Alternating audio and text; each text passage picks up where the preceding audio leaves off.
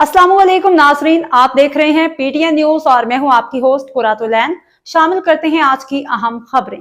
Pink ribbon के वफ्द की आसफा भुट्टो से मुलाकात, ब्रेस्ट कैंसर के खिलाफ इकदाम को सराहा। खातून अव्वल आसफा भुट्टो जरदारी से पिंक रिबन वफ्द ने मुलाकात की। उन्होंने छाती के कैंसर के खिलाफ इकदाम को सराहा। वफाक के दारुल हुकूमत में मुलाकात के दौरान पिंक रिबन पाकिस्तान के वफ्द की क़ियादत उमर आफ्ताब ने की। इस मौका पर खातून अव्वल का कहना था कि पाकिस्तान में ख़वातीन में सबसे आम कैंसर है।